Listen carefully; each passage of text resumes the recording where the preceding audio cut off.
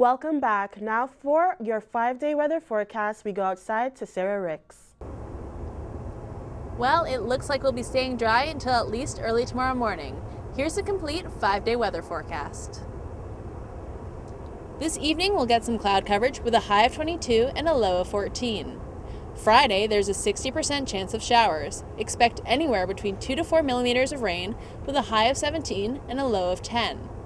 The weekend starts with a mix of sun and clouds in the sky, a high of 13 and a low of 9. On Sunday, the clouds will remain to accompany a high of 10 and a low of 6. And on Thanksgiving Monday, we'll again see a mix of sun and clouds with a high of 12 and a low of 5. So have those umbrellas handy because it looks like you'll need them tomorrow. Good news is, you probably won't need them over the long weekend. Back to William and Taché in the studio. Thanks, Sarah. Now in other weather news, we won't be needing our winter coats today, but Manitoba residents are dealing with an early blast of winter. Last week, the province had 30-degree weather, but a low-pressure system coming from the Dakotas and Minnesota. They're having an early winter experience. By the end of tonight, they should have 10 to 20 centimeters of snow. Turning now to national and international news. The number of American teenagers drinking and driving has declined by 50% over the last 20 years, but Canadian statistics have remained unchanged. Since 1987, the number of Canadians under 21 killed while driving drunk has remained at 34%. The number of drinking and driving deaths have dropped to 10% in the U.S. Car crashes are the leading cause of death for teenagers aged 16 to 19 in the U.S. and Canada. The U.S. Center for Disease Control says the decline in U.S. could be related to a graduated licensing system or a rise in the price of gasoline. Political analysts say Mitt Romney was the winner of last night's presidential debate, saying it was his best debate since his Republican primaries. It was the first of 3 debates between Romney and U.S. President Barack Obama.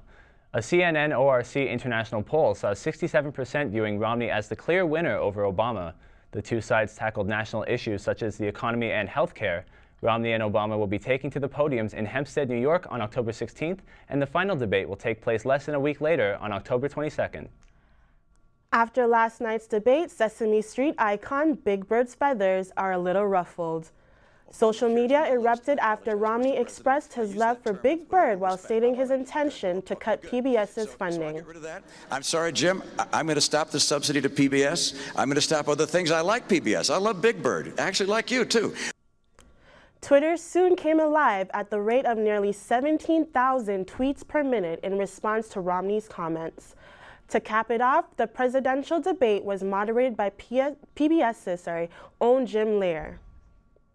A formal order by a U.S. judge is trying to force several groups allegedly involved in the 9/11 attacks to pay punitive damages. The courts are asking for more than $6 billion from groups such as Iran, Al-Qaeda, and Taliban guerrillas. Osama bin Laden, although deceased, was also named. The costs are supposed to cover personal and economic damages. An elementary school in southwest China was hit by a landslide this morning. 5 students of the 18 buried by the landslide have died. More than 800 residents have now been relocated. Officials say though Thursday was a holiday, the students were at school making up for the class time lost after the September 7th earthquake.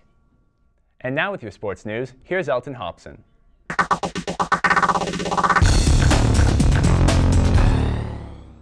The Humber men's golf team have won a 7th consecutive OCAA golf championship in Windsor. Humber was leading Georgian College by 3 strokes going into the final round. It went down to the wire as the winner wasn't decided until the 3 final golfers finished their rounds.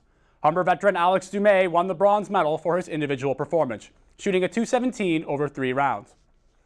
The Hawks men's soccer team lost a close game against local rival the Sheridan Bruins 1-0. Humber was looking to jump into first place in the West Division with a win, but the Bruins were rock solid in the back. The Hawks' final game of the season is next Tuesday against Fanshawe in London. Over to baseball now, in a moment that will go down in history.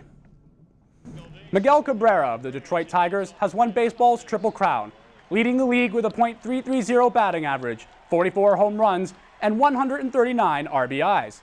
Cabrera is the first player to win the Triple Crown since Carl Yastrzemski of the Boston Red Sox won the title almost 45 years ago.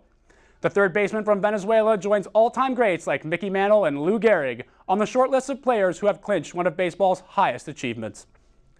And they were popping champagne in Oakland last night on the heels of a historic win. Fly ball, center field, Coco, ball game. The Oakland A's took the top spot in the AL West with a shocking 12-5 thrashing of the reigning division champion Texas Rangers. The win caps off a season of comebacks for one of baseball's greatest underdogs, who found themselves 4 runs down at one point in the game before coming back. This is the 7th game this season the A's have had to come back to win after falling behind by 4 points. With the regular season wrapped up, we now know the wildcard matchups for tomorrow night. The Atlanta Braves play host to the defending World Series champion St. Louis Cardinals. The winner of the NL wildcard will go on to play the Washington Nationals, while in the AL, the Baltimore Orioles travel to Arlington, Texas to play the Rangers. The winner of the AL wildcard will play the New York Yankees. And finally, there was a touching moment during the Blue Jays season ender at Rogers Center last night. Omar Vizquel played his final game as a Blue Jay last night, capping off a fantastic 24-year career in the majors. Vizquel took the field one last time during the Jays' 4-3 victory over the Minnesota Twins, to the cheers of the fans at the Rogers Center and the congratulations of his team. That's it for sports. Back to you at the desk. Thanks, Elson. After the break, we'll get the latest in entertainment from Erica Panacci. It's t-shirt time tonight as the Fist Pumpers return for their final season, and the Hanson family welcomes their 5th child. All that and more after the break.